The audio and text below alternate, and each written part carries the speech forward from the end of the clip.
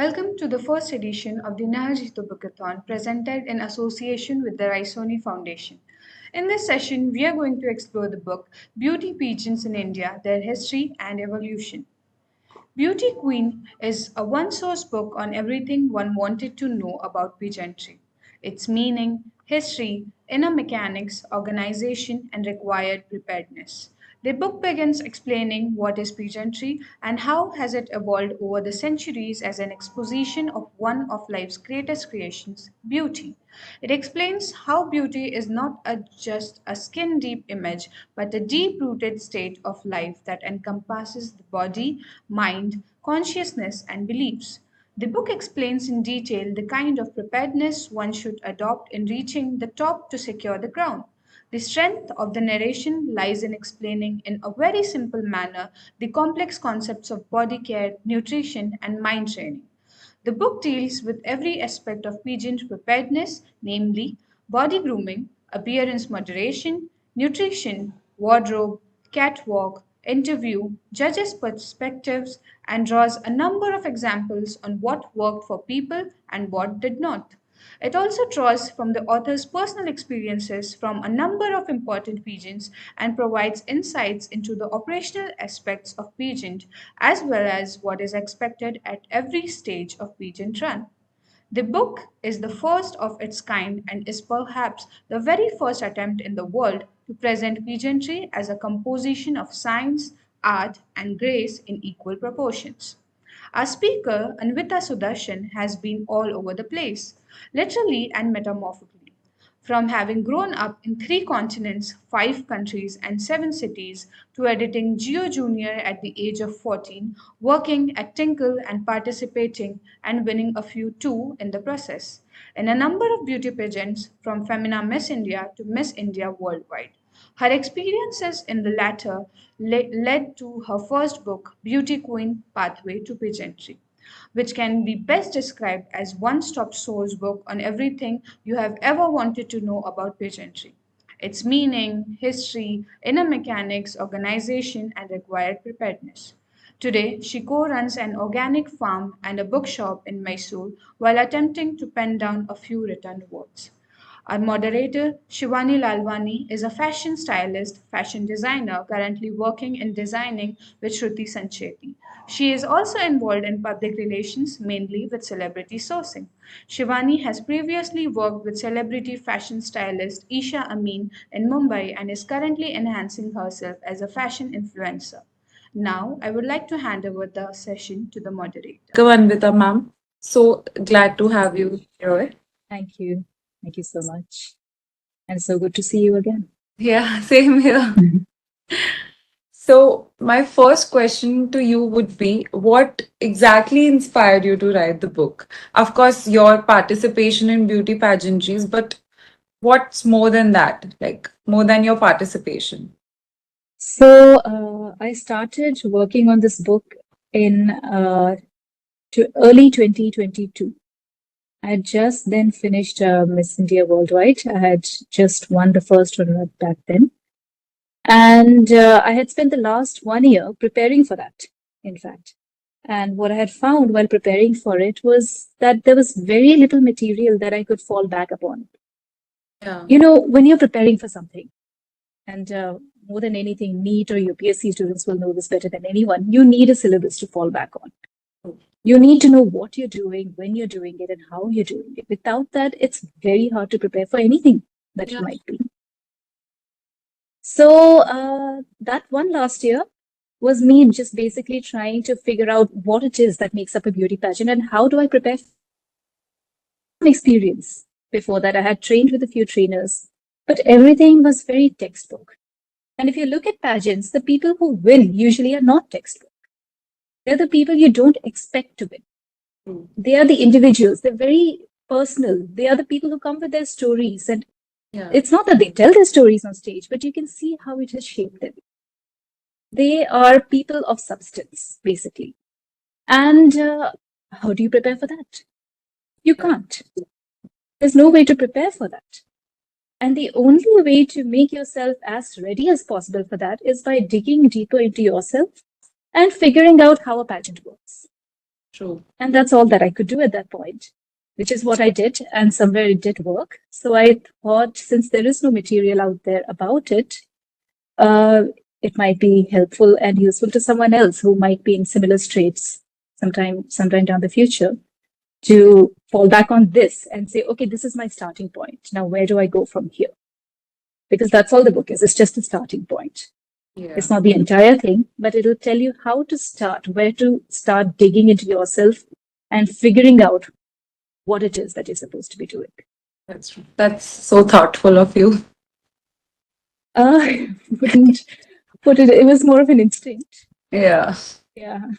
That you might have felt that there's a need of something like that. There was a need, and I was just trying to fulfill that need. And if it helps even one person, it's been worth it, to be very honest. I hope it helps thousands of them, not just one. Hopefully, that's the hope. That's great. Can you tell us more about the book? Like, I mean, is it only limited to people who want to participate in pageants, or it's more than that?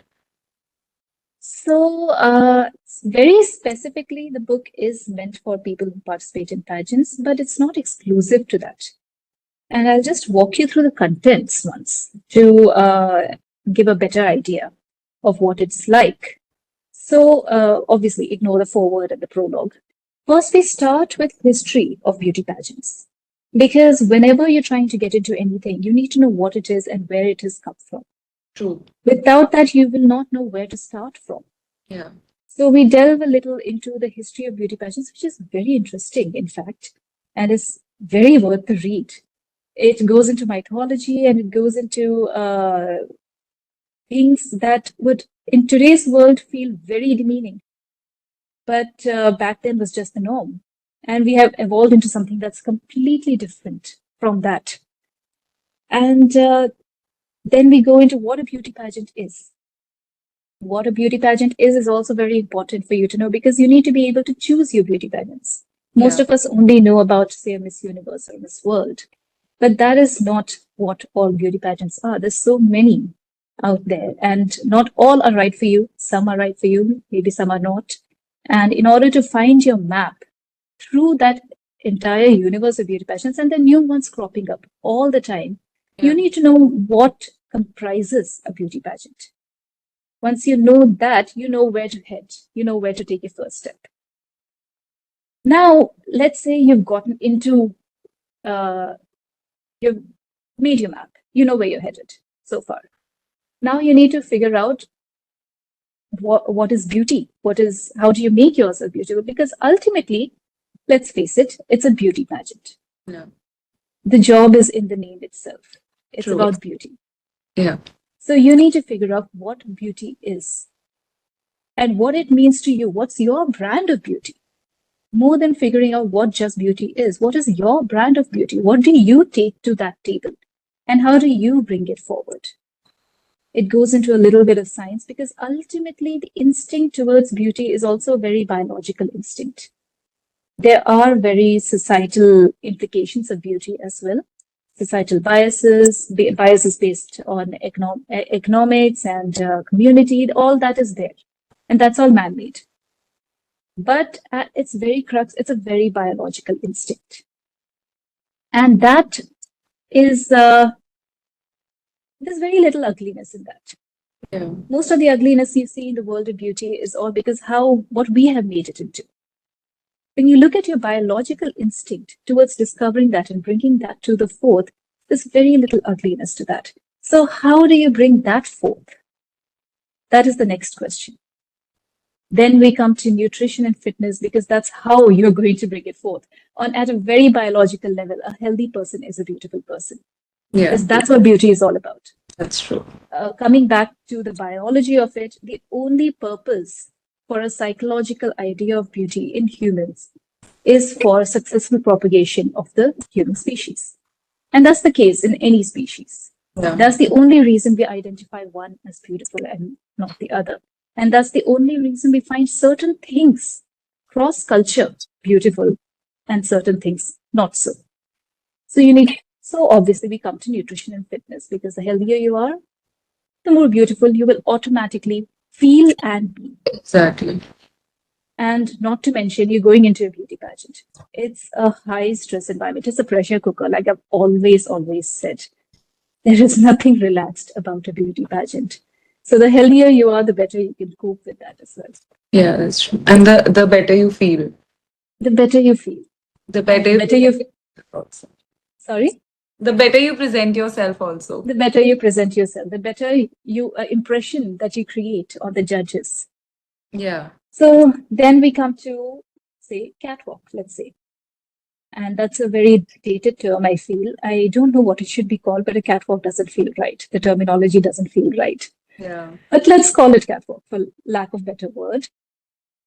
Now, in a beauty pageant, the first time that the judges see you, they will be seeing you for not more than 5 seconds. And that's as you walk across the stage in the very first opening sequence.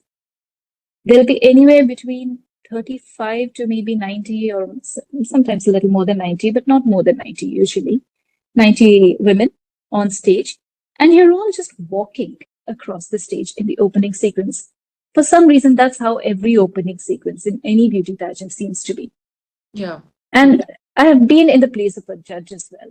And that's not enough to know who you like and who you don't. Because Yeah. immediately after that, we come to the top 20 or top 30 or whatever it is, depending on the pageant. And that 5 seconds, you have to create an impression. How do you do that? The only thing you're doing there is walking down the stage. So the only way you can create an impression is by how you carry yourself while you're doing that. And just hope that not everyone's eyes are on you for more than that 5 seconds that you walk down the stage. It might take you 30 seconds from wing to wing, but you'll only be in front of people for the 5 seconds that you're at the top of the stage. And you want to make sure that you are in everyone's eyes beyond that. So these are, again, then comes interview. That's another part of the book, which is also extremely important, but it comes later because it comes later in a pageant. But just like a catwalk is the deciding factor in the beginning, the interview happens to be the deciding factor at the end. And all this is because when you win a pageant, you are the brand ambassador or the spokesperson for the brand that the pageant is. For 1 year, in fact, you are the brand yourself.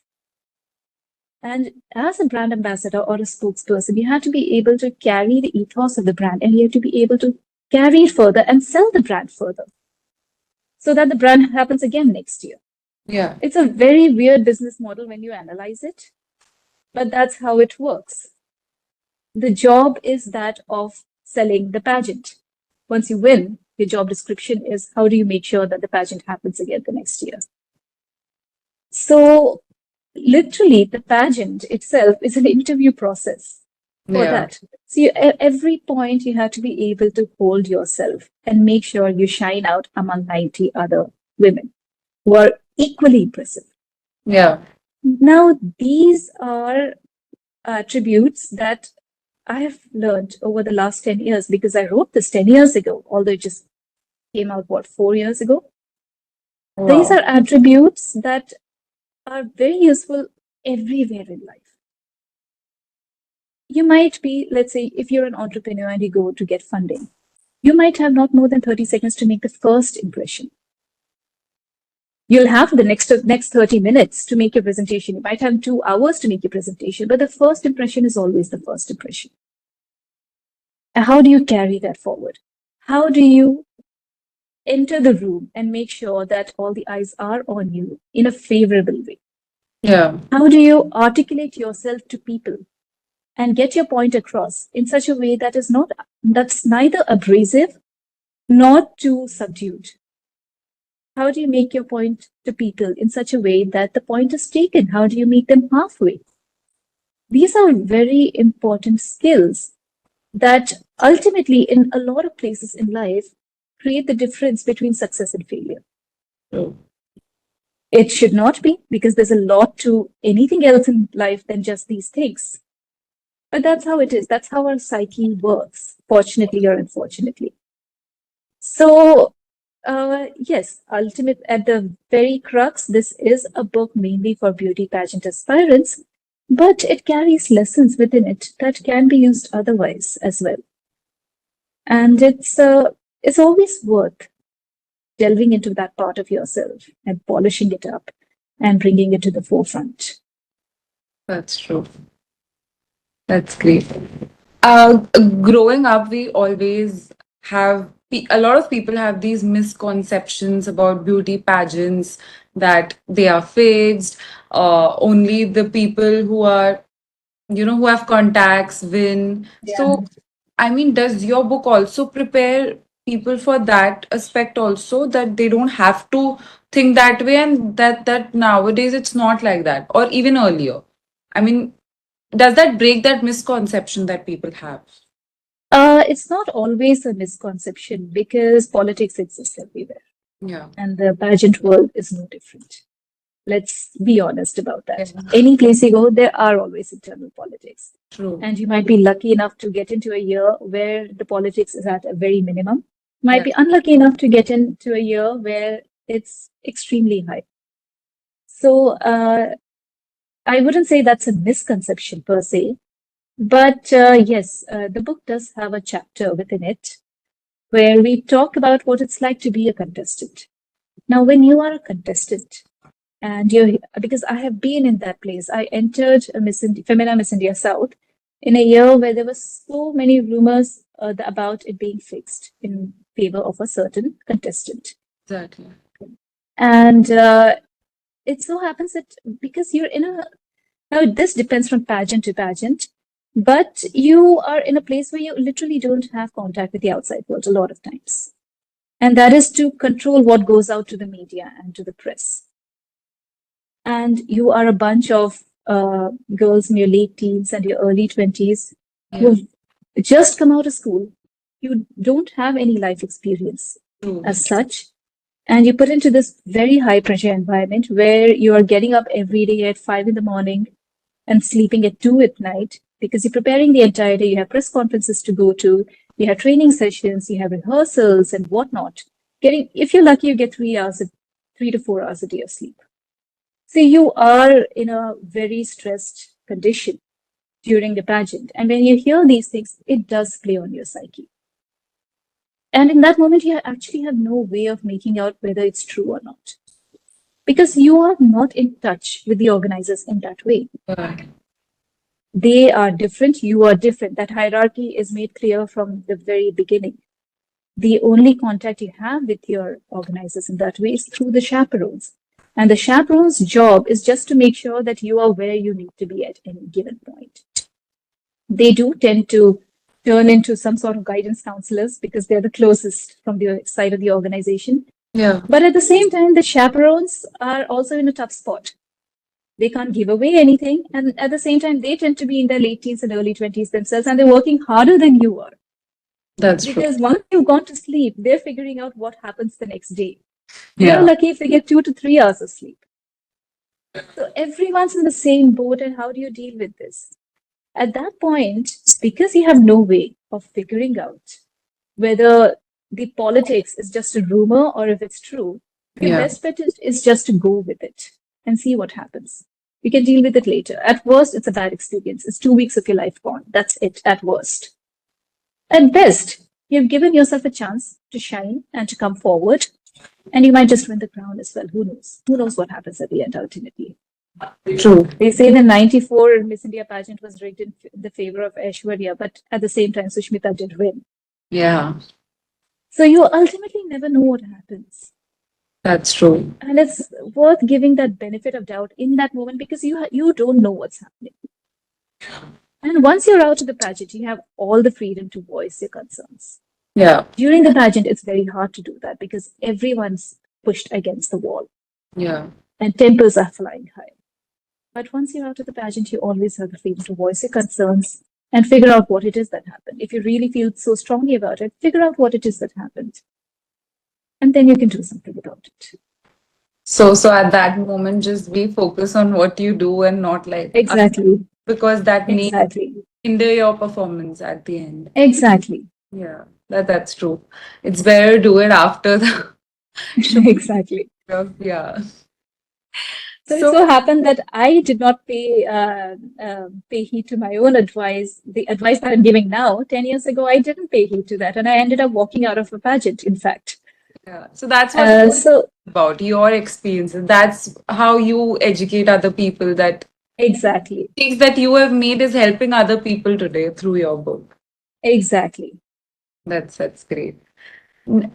So nowadays we are living in 2024. Of course, beauty pageants are more than just looks nowadays. But do you still feel that there are certain limitations that people still face in regards to their appearances, like not looks, not color, but still they have to maintain a certain figure, they have to maintain a certain weight, they need to be certain way, except because I have rarely seen any plus size women winning the Miss Femina Hmm. or Miss India pageants or anything. Hmm. So what is your perspective on that? Like, we have gone against the color nowadays. We have gone against even the gender. Like, we have Yeah. trans people more now after like so many years in 2024. So what do you think that there are still certain limitations is what I feel.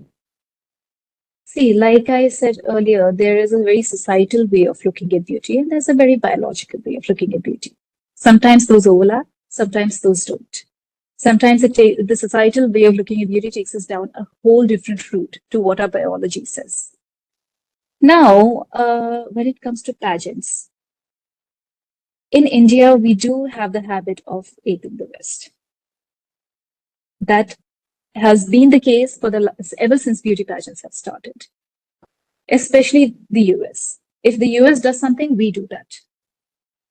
The US got into a phase of having ultra fit size zero models. We aped it.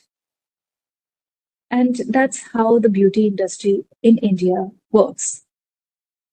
And that's very unfortunate, extremely unfortunate. But the only way to get out of that is not to look at beauty pageants as something beyond beauty, but to look into ourselves and see what we define as beauty in the first place on a very biological level. Now, as far as from what I have seen, and I could be wrong because I'm just one person, as far as I have seen, biologically, what matters in terms of beauty is good skin, good hair, good overall physical health, basically, is what I'm saying. And this is a controversial opinion, but a certain way that you look, in the sense that you're neither size zero nor are you too plus sized. Because that is what health means. That is what good health means. Exactly. And that is what we should be looking at in any of our beauty pageants. We should be able to look at a person and say, okay, does this person just look good? And yes, I don't completely agree with the idea of beauty pageants being more than beauty, because that means that beauty is something to be ashamed of. That's where that sentiment came from. That's When true. we were back in the 80s and 90s, we were all talking about beauty pageants being more than just a beauty. Beauty with brains, beauty with a purpose. I'm sorry, but that's rubbish. There's no need to be ashamed of beauty. Beauty is beauty. Yeah. Let's celebrate that. Let's just find what beauty means to each one of us on an individual level. And if the majority agrees with that, then that becomes a standard of beauty. And let's also try and make sure that we don't give in to any of our biases while doing that. Just because something is fashionable doesn't mean it's beautiful. Just because something goes against your certain biases that you have doesn't mean it's beautiful. And that is what we need to look at. And I'm saying this in a very vague way, in a very convoluted way, because it's not a very straightforward question. We have always looked at beauty in the sense that, does it fit a certain type? And that is what you are saying, really, right? It's more than that, because if it did fit into a certain type so easily, standards of beauty everywhere in the world would be exactly the same. They are not, which means that we have certain societal biases that are in play. Yeah. Whether it's color or body shape and size, is all just a variation of that. Mm. So this comes down to research, really. What do we see as beauty on a very instinctual level?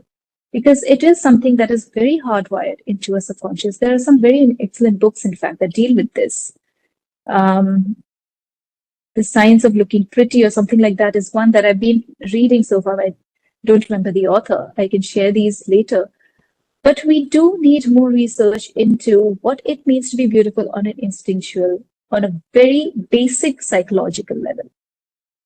And then we can answer bigger questions as to whether that is what a beauty pageant should be all about. Yeah, It's very hard to answer that question without even knowing what biologically, instinctively, what beauty means to us.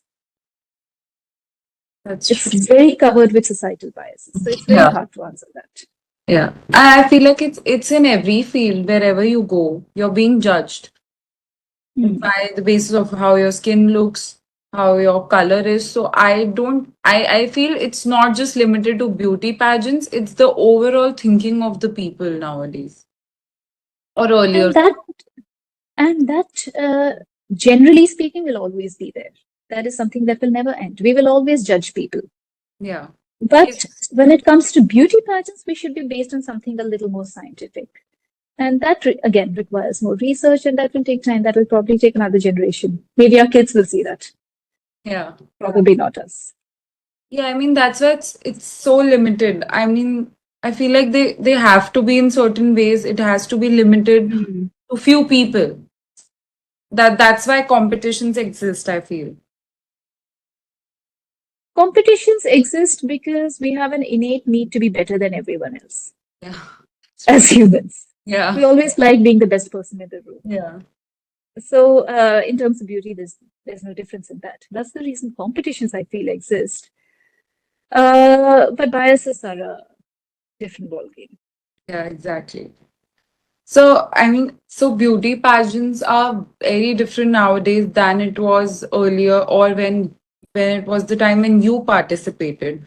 Yeah. So, except for the looks and how you look, so does your book also prepare people for that to how to face challenges that even today people face after being so open about everything?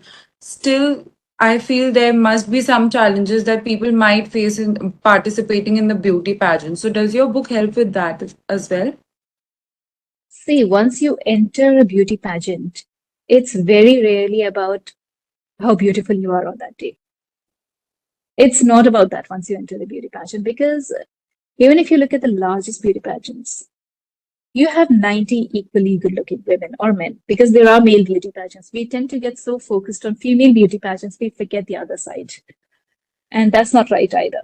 Again, see, that's a social bias that beauty applies only to women. That's not true. Even societally, that's not true. Exactly. So, when you enter a beauty pageant, it's not about fighting standards of beauty. That is a different thing. That is a battle to be fought at a different level. That is a battle to be fought when you're talking about uh, projections of beauty out there in the media. But when you are in a beauty pageant, the battles to be fought are very rarely about how pretty you are looking at that point or whether you fit certain standards of beauty. It's more about how do you put your best foot forward? Because you have made it so far. Since you made it so far, it means you fit certain standards of beauty. With or without biases, you fit. That's what that means. Now, you start, like I said earlier, you end up getting up at 5:30 in the morning or 5 in the morning. Well, your call time is usually 5:30 or so in all the beauty pageants, which means you have to get up at 5 in the morning because you have to make yourself look a little more presentable. And you're sharing your room with someone, which means both of you have to use the same resources and you only have half an hour. So how do you make yourself look presentable in less than 15 minutes? Because that's all you get. You're two people. Half an hour only means 15 minutes now. And 5 in the morning is usually workout. Then after that, your rehearsals or your press conferences, which means if it's press conferences, you enter makeup and hair. Now that's a different thing altogether. Usually you're so stressed out that you try to take things into your own hands. Yeah. Again, that's instinct. All of us think that we can do better than anyone else. And sometimes you end up doing more harm than good in that. Sometimes it's better to let professionals just do their job because they're there in the capacity of a 9 to 5 while you are not. So chances are they're not as stressed out as you are. Chances are they're not as pushed against the wall as you are. Yeah. So these are very practical things that you have to deal with when once you're inside. The ideological things don't matter anymore. Yeah. And yes, for that, the book does prepare you. Because no matter how much beauty pageants change in terms of ideology, these practical things will always remain the same. True. You have a whole month's worth of activities being fit into a, what, 10 days, 2 weeks? Or you might have 2 months worth of activities being fit into a span of a month. Exactly. And there are very practical reasons for that. Yeah. No one's against you, no one's trying to stress you out, or no one's trying to play games or anything. Again, it's that is because of very practical reasons of how much budgeting and how much have you gotten through the sponsors, and that's the only reason press conferences happen. Because at every point of the pageant is trying to get more sponsors on board. Pageants don't make as much money Yeah. as people assume. They're always trapped. It's very you're lucky if you break even in a certain year, to be very honest. And that's more and more so nowadays because the public interest in pageants has gone down. There's nothing wrong or right with that. That's just a change in priorities when it comes to everyday life. So, and that reflects on how a pageant will treat the contestants.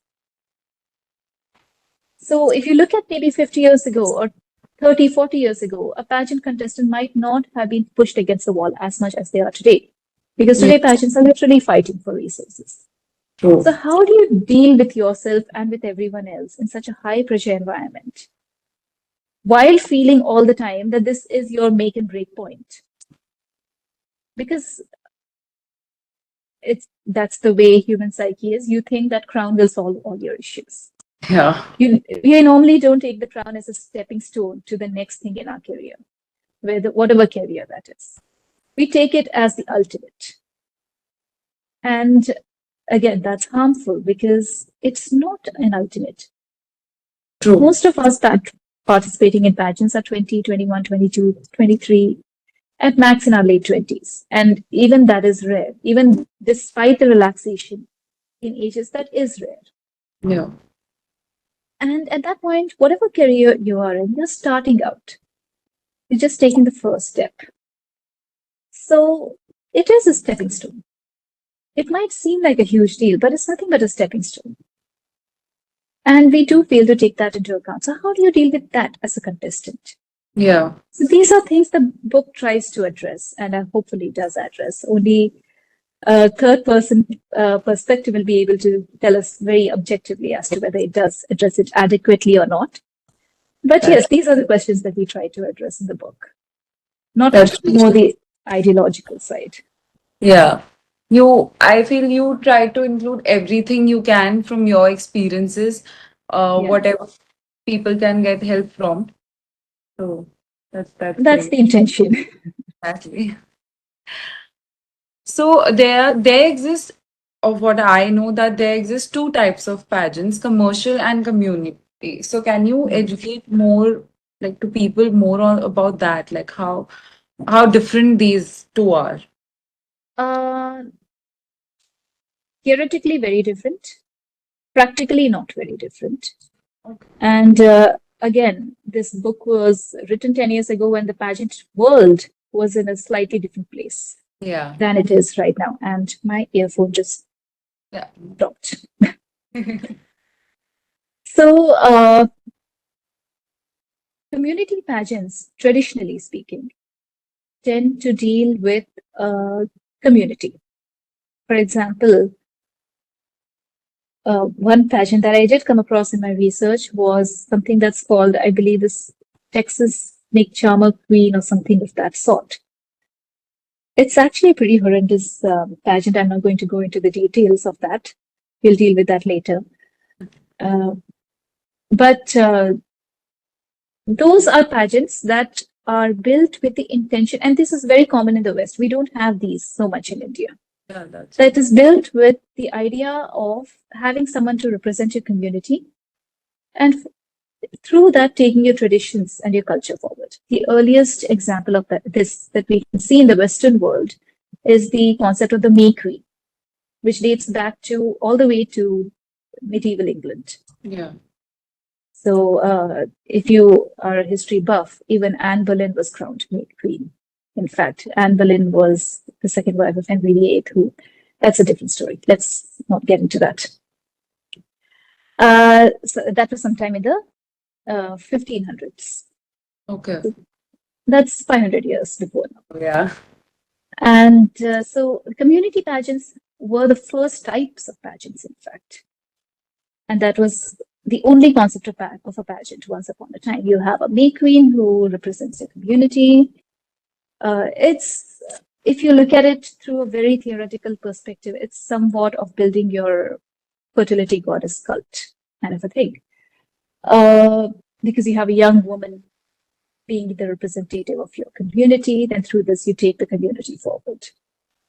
That's the idea. Yeah. Commercial pageants came up only in the 1950s. They did, there are certain examples of commercial pageants from the 1920s and 30s, but they're not very successful. And commercial pageants are exactly that, they're commercial. It's, you're a brand and you're trying to survive as a brand, you've got employees, and the entire, everything in the brand really depends on how the brand is taken forward in a commercial sense. Yeah. So on a very theoretical level, that's the difference. Today, we are in a place where commercial pageants such as Miss Universe are also slightly turning into building a community. And this looks like they are transitioning into a community pageant perspective. True. Although that's not entirely the case, if you observe it carefully. It might be, subconsciously speaking, that might be a community building perspective that's driving it. But at practical levels, that's the only way it can survive. By building a very strong community of people around you.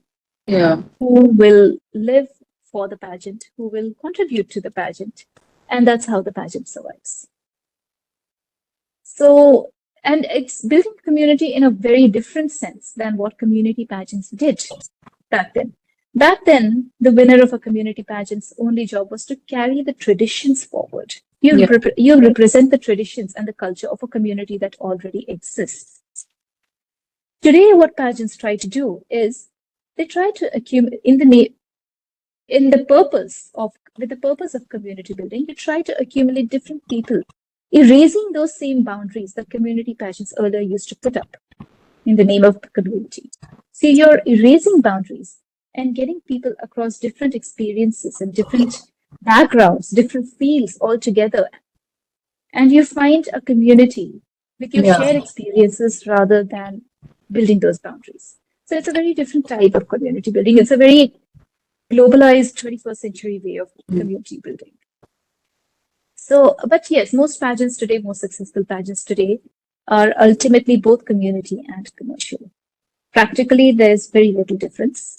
Yeah. Theoretically, of course, they're two different points. And at the end, I feel that they're even the ones who win, the participants who win the beauty pageants and all, have to work for the community also afterwards, is what I've noticed. Like, they work for the organizations for the betterment of the country, non-profit organizations and everything. So that has more to it. I feel it's not just about your beauty; it's about the things that you're doing for the community as well. I feel. See, that came up with a very apologistic point of view that came up from the 70s really to the 90s, where appreciating beauty was looked upon as something that is not the way to go. It was looked down upon. Celebrating or appreciating beauty was something to be apologetic about. in a very subconscious manner. This was never at the top of anyone's tongue, but this is a subconscious undercurrent. And pageants were trying to rebrand themselves as being something more than beauty. But if you think about it, does writing need to be anything more than writing? Does painting need to be anything more than painting? Do we need to be apologetic about being an artist or a singer or an IT professional or a doctor? Is there anything to be anything apologetic about it? So why are we being so apologetic about another aspect of life? So what you're saying, working for the community, beauty queens working for the community, working for non-profit organizations, is yes, that does exist, and that's how beauty pageants work. But that's a very apologetic view. It's like saying, yes, we want to celebrate our beauty, and we're so sorry about it, so we're going to do something else for you. Yeah. And that's not the way we should be looking at any of us. So, yes, that's a side that exists, but I don't see a reason for it to exist. Not in today's world. It's an outdated perspective that needs to go. We should be able to look at beauty as just beauty and be able to celebrate it for what it is. Why not? It doesn't harm anyone. It's not murder. Let's be fair. It's not murder. Exactly. True. So, yeah. That's so much to it, I feel. Do you think beauty pageants are a breakthrough to enter Bollywood? Because we have seen in the past, like Sushmita Sen, Aishwarya Rai, they all entered beauty pageants and they all ended up being actresses entering Bollywood. Yeah. So do you think that I know not everybody wants to do that, but eventually they tend to do that because that's the only way after you participate in the beauty pageants, that's the only way that you can enter Bollywood, or like that's definitely not the only way to enter Bollywood. There are many, many, many who have entered. or like that's the only future that people see after you've participated in beauty pageants. That's not true either. That's a lot of people enter beauty pageants with the intention of entering Bollywood because it takes you immediately into a spotlight.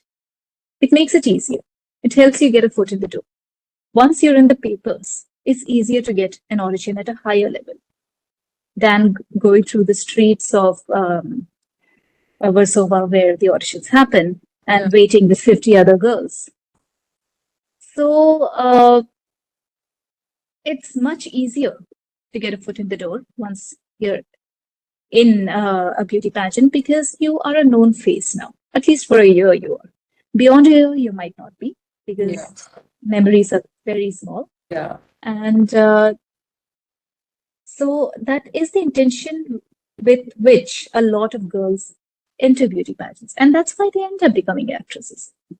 Because it's a stepping stone through their career.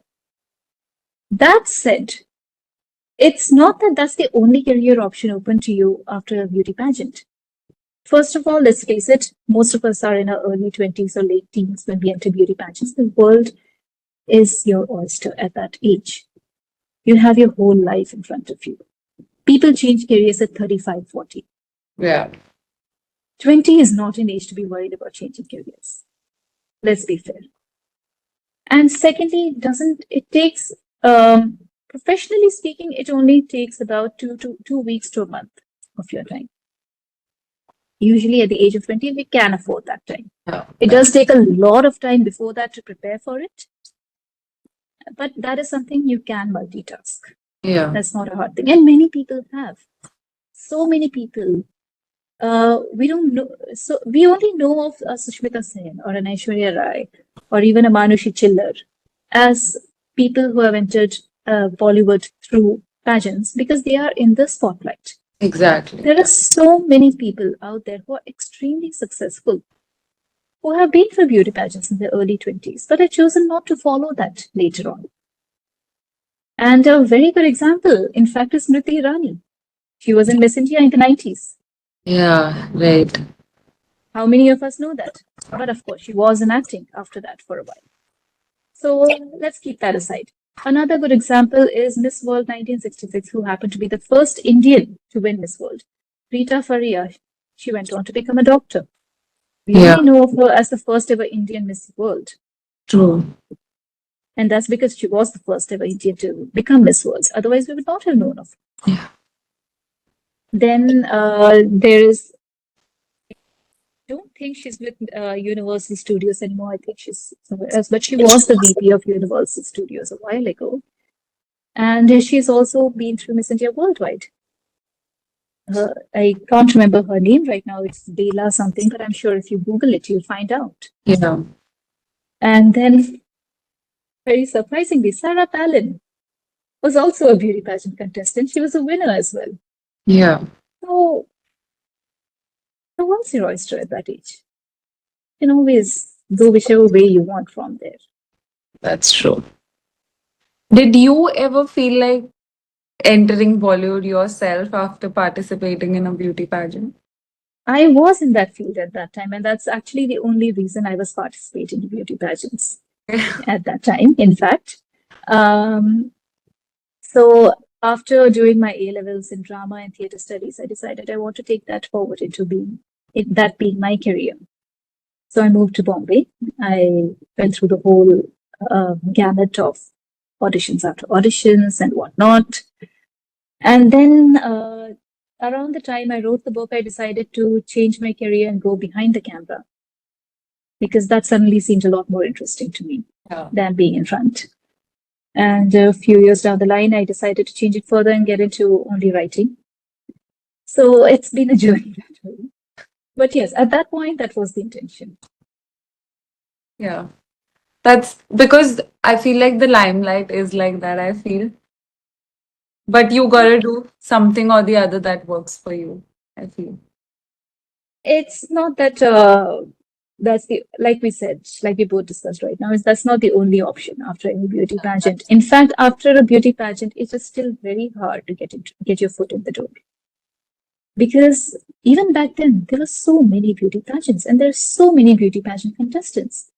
Exactly. Now, the only difference is if you earlier you might have been competing against 10,000 other girls. Now you're competing against 1,000 girls. But True. 1,000 is still a big number. So it's not, even after a pageant, it's not easy to get into the Yeah. industry. It's always a fight. Like you took a better option of educating people on your experiences and helping people out rather than joining Bollywood and being an author. So, While I was writing, I was still going and auditioning. okay. Wow. So it was not an either or for me. Writing is something I've always done. That is an instinct for me. And somewhere deep down, I always knew that I would go completely in a circle and just come back to writing at some point. I just didn't know it was going to be this earlier in my life. I True. thought it's going to happen much later. But writing is something I've always done. And it's when I find something interesting, I want to write about it. So that's that. That's great. Not everybody can do that. Well, everyone can do something or the other. A lot of things that I can't do, you can do, for example. And that's called being a person. That's how we all are. That's true. That's the beauty of it. That's the beauty of it, indeed. Like in 2020, we also saw that a transgender won the title of Miss Femina India. So, do you think that today, like nowadays, beauty pageants have maybe lost their charm because they are being more accessible to people and more lenient? Like it's like now everybody can participate in beauty pageants. There's no like earlier it used to be so tough to participate in beauty pageants, but right now it has become more accessible. So do you think that it's losing its beauty or it's just trying to create a platform where everybody is accepted? I think on one level, it's absolutely the correct direction to go in. Because if you look at the restrictions that were on beauty pageants earlier, you can't have been married ever. That Yeah. was how it was. You can't have been pregnant. You have to fit into a certain age restriction. You have to be of a certain height. These are stupid. They don't make any sense. Yeah. Even even when it comes to gender, to a certain extent, it doesn't make any sense. A person is not any less or more beautiful because they are a certain gender, or because they don't fit into either. Yeah. Because they are not binary doesn't mean they're any less or more beautiful. That doesn't. These restrictions come from a completely different society that we don't live in anymore. It comes from a society where beauty was a commodity, because the only career available to women in most parts of the world was marriage. And beauty ends up being a commodity in such societies. So these are a carryover from that. And there is no place for that in today's world because the world has changed. We live in a completely different world. That said, there are certain restrictions that I do feel should be put in place because now the main restriction that I feel should be put into place is plastic surgery. Yeah. Because then what it becomes is whoever can afford the best doctor. It's not about beauty anymore. It's a beauty pageant for plastic surgeons. And Yeah, that's not right either. yeah.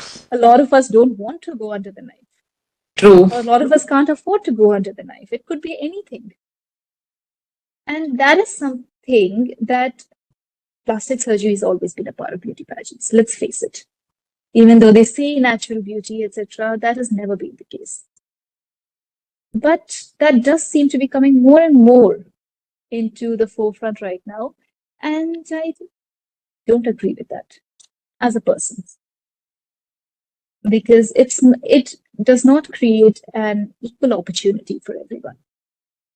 Just like being accepting only women who are about over the height of 5'8", Yeah. or between the ages of 18 and 25 or 27, as it was relaxed to later, or being and never having been married. These are restrictions that do not level the playing ground. These do not create equal opportunity. And they rule out a lot of women who are indeed very beautiful. Just like that, Yeah. allowing plastic surgery in such an indiscriminate manner, sorry, also creates a very unlevel playing ground and does not create equal opportunity for all the participants. That is something we should look into. That's true. Like you mentioned earlier that beauty is not just limited to looks. So what according to you and according to the book you have written, what does beauty mean to you? I mean, I feel it's just more than the standard set for women, I feel nowadays. What I meant was not that beauty is not limited to looks. What I meant is beauty is not limited to societal standards of beauty. But beauty should be limited to what we instinctively perceive as beauty from a very subconscious and biological part of our brain. That we need to figure out. We still don't know entirely. We have theories in place, but no one has thought of going deeply into it, unfortunately, because beauty has never been taken as a beauty is something that has always polarized people. You're either for it or against it. Yeah. But very few people have taken it as something to be studied. Why do we find what we find beautiful as beautiful? Why do we look at something? Now, beauty pageants are about human beauty, but beauty extends to more than just humans. You are driving down a road and you see a beautiful sunset. Why is that sunset beautiful? Why do you find it beautiful? Your instinct is to look at it and say, oh, that's beautiful. Why? Or you might walking down a street and you might think, okay, this part of the town is very ugly. Why do you find that ugly? Yeah. What is it within the brain that says this is beautiful and this is not? Yeah. That is what beauty is about. Human beauty is a very small part of it. That's a very human centric part of it, but we don't make up the entire universe. We're a tiny, tiny, tiny part of the universe. But I guess at the same time, beauty is very human centric because, as far as I know, we are the only species that looks at something and says, oh, that's beautiful. And oh, that's not beautiful. Yeah. So that's what I mean when I say that beauty should not be reduced to societal standards. We need to look more deeply into what we find beautiful and why we find it beautiful beyond societal standards. Yeah. And there are certain people doing some very good research on that as we speak, but we still have a good decade or so because before we have any comprehensive literature, I feel. Yeah, I feel like So for the best. we're still not there, I feel. It's a long We're way. not there yet. It's a long way to go. Yes. One of the authors said that about your book that it's not just about pageantry, it's more than that. It's also how you look and feel inside. So I feel like there are a lot of girls who are beautiful but they still feel like, oh, I cannot participate because I look a certain way. Oh, I cannot participate in beauty pageants because they might not accept this part of me, or they might not accept me because I look a certain way. So how does your book help with that confidence for women or for girls who want to participate in the pageantry? Well, in the book, I try not to discuss anything about what makes a person beautiful on a superficial level. Because ultimately, anything can work. In beauty pageants, anything can work. Yeah. Whatever is considered conventionally beautiful can work. Whatever is considered conventionally not beautiful can work. Because what it really comes down to, again, let's move the topic away from beauty and go to beauty pageants. Because beauty pageants work very differently from beauty. Exactly. So, beauty pageant is looking for a brand ambassador or a spokesperson for the brand. That is all that they're looking for. They are not looking for the most beautiful person in the room. That is not what a beauty pageant is about. Ultimately, if you have made it to a beauty pageant, I think I've lost. I can hear you quite well. I can't see you. Ah, yes, I can see you. So Maybe sorry. pixelated, but I can see you. Today it's been like my laptop has been acting up, so connected with the phone. Not a good day for your laptop, I Yeah, guess. I think so. I have a wedding in a week, so everything is like so here and there. So that's Uh, so sorry for that. so no worries, no worries. Don't worry about it. Yeah. Um, yes, we're talking about beauty pageants being different Yeah. from beauty itself. So by the time you get to a beauty pageant, you automatically meet certain standards of beauty. That's a given. Yeah. They're not looking for the most beautiful person in the room. They're looking for someone who can hold their own, speak in front of a bunch of people, and effectively sell the brand. Who has certain presence of mind to be able to blend in with the creme de la creme of the society, because that's where they're going to take you. True. And while being able to make sure that the attention is on you rather than anyone else, because that is the only way you are able to sell the brand. By making sure the attention is on you, you are a representative of the brand wherever you go. So, in order to be a successful beauty pageant contestant or winner, those are the things you need to look at. It's not about how beautiful you feel you look. Exactly. Of course, the better you feel, the more beauty you will exude. That is a given. The more confident you feel, the more attracted anyone will be to you, and the more likely they're going to choose you over others. So that's definitely one thing that anyone looking to participate in a beauty pageant needs to rid themselves of. You have to feel good within yourself, or at least fake it. Fake it till you make it. Take it till you. Yeah. It doesn't work. It doesn't happen over a day. Yeah. Sometimes you just have to fake it till you make it. Sadly so, but yeah, this is how it works. Yeah. Yeah. The more you tell yourself that, no, I feel good, one day you will feel good. So it's also about maintaining your psychological health by just telling yourself that, no, I feel good, so I look good. Yeah. And once you set that ground for yourself, now you can go to the pageant, because then you have that confidence, or at least you're able to fake that confidence well enough to be able to hold your own in front of a bunch of people. Because in a beauty pageant, the person who can do that best is who wins. It's not about the most beautiful girl in the room. True. Once you make it to that point, everyone is the most beautiful girl in the room. Let's face it. Did you face any chance? I mean, you're so beautiful.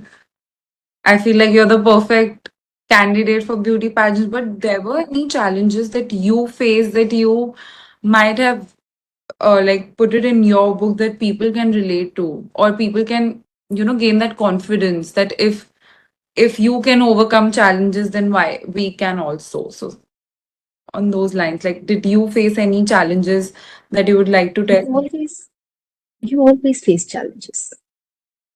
Sometimes, if there are no external challenges, the human mind is such that it'll make up enough challenges for you to face. Ah, that's true. And in my case, I've never had the perfect figure. Can't I've believe never ever had. you say so. No, it's true. It's true. I've never had the perfect pageant figure. I've never been able to. Uh, Back then, the bikini rounds were a huge thing. Yeah. Today, not so much. The importance of the bikini round is decreasing, thankfully. If I was born 10 years later, I would probably do much better in beauty pageants than back then. I would have But participated too if there was no bikini round, though. and I've never been confident in a bikini Yeah. because I simply did not look as good as the other girls. And it was a very objective fact.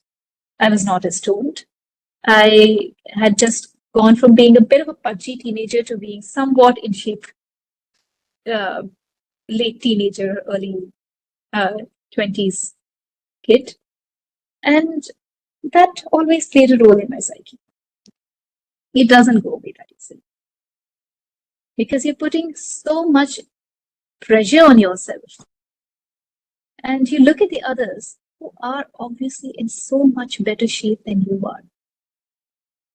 And you know that's going to play a role in the judging because that is a judging factor. Back then, at least it was. And today, in a lot of pageants, it's not in a lot of pageants, it is. That's a different topic altogether, though. And there'll always be something like that, that others are better at than you are. For me, the thing that I've been best at when it comes to pageants is speaking. And it's speaking in public is something I've been trained for since a very young age. I was always put up on stage, and during school debates and speeches and whatnot. So you come to a point where it comes very naturally to you. So that was something I was very good at. True. And that was something I felt, okay, I can fall back on this at least. Yeah. I can probably be better than everyone else in this. Not that there weren't good speakers out there. There were other girls with the same background as me. Exactly. There were some girls who were better at speaking than I was. But this was something that I could use as a crutch in that moment to make myself feel better so I perform better. Yeah. So in such a situation, that's the only thing you can do. You can't completely overturn the way you think or the way your mind works. And at the age of 20, that's even harder to do, in fact, because you're still not figured out how your mind works. Exactly. But these are little crutches that you can use to figure out what you're good at, figure out what you can be better than everyone else at. Focus on that. Don't take away the focus from what you're not that good at because you still need to figure that out. Yeah. But at least you can feel better and perform better. That's true. And ultimately, that's all that matters. You can only do your best. Yeah. Can't do anything more than that. You gotta do what you got to do. Gotta do what you gotta do. That leads me to my last part of the discussion, that other than the mechanism of how you should prepare for a beauty pageant, what is the core message that your book tells the readers or the people that it denotes? Like, what is the core message that you would like for the people to know through your book? That it takes a hell of a lot of effort. It's not easy. That's the You have to prepare. You have to work at it every single day in some way or the other. And it'll take you a couple of years. If you're lucky, it will not. There are always those lucky few people who just happen to get into it and who just happen to do it well. yeah. But that's not the case with most of us. More often than that, that's not the case. More often than not, what happens is that you might just happen to get into it in the beginning because you're fresh and you're looking for a fresh face. You might just happen to do well because you don't know what you're doing. Yeah. But then once you try to climb the ladder, you'll face into the very same obstructions. I got into Femina Miss India South very easily. I have no idea how I got it, to be very honest. I was unprepared, just went for the audition and I got in. It just happened. But no other pageant was that easy. Because after that, I knew what I was facing. And that's always the case. Beginner's luck is a thing, Yeah. but you won't have beginner's luck all the time. Yeah, true. And ultimately, you have to take your time out and prepare. 6 to 8 months in advance, you have to start preparing.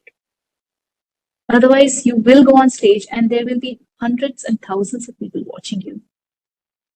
And when that realization hits you in that moment, everything will crumble. It's very hard for it not to. Yeah. But while, again, keep enjoying it, I feel, the process. Yeah, absolutely. But Find a way to enjoy it. And yeah. know that you will not enjoy every minute of the process also. But that doesn't mean that is bad. That just means you've hit a mental block of yours that you need to go around or against or break it. Find some way to move forward. Treat it as any other career. Yeah. And it's always, I mean, of course, the whole point is winning, but it's also always not about just winning. It's also about having Exactly. experiences that prepare you Exactly. for your And the most important thing to keep in mind during the pageant is if you get to the top of it, you are getting an experience. Even and by top, I don't mean by winning it. Even if you get to participate in it, you're getting experiences that people usually will not even look at until they're 30. And you're just 20. At least most are, not everyone. But make use of that. It's a wonderful opportunity if you take it that way. Yeah. And there's a lot to learn there if you take it that way. It's how you take it at the end. It's how you take it. That's great. Thank you so much for your time and providing such useful insights for anybody who wants to participate and is nervous. So I feel your book helps a lot. I hope it does. Like I said, if it helps even one person, it'll have been worth it. I hope it must have helped a lot of people. Well, the more it helps, the better. Yeah, that's stick to one as well. You're doing such a great job helping people, making them more confident because your book is like, I feel like everybody should read your book first and then enter the thing rather than just entering and getting shocked by the things around them that are happening, I feel. Ultimately, we'll all take the journey we have to. If they happen to come across the book, well and good. Otherwise, well and good as well. Yeah. But yes. That's very thoughtful of you. Thank you so much. Thank you. And thank you for being such a wonderful host. Thank you. It was lovely chatting with you again. I was so glad that I was being contacted again to have a conversation with you. So I was like, so am I. That's great. Thank you so much, Anvita ma'am. Thank you, Shivani.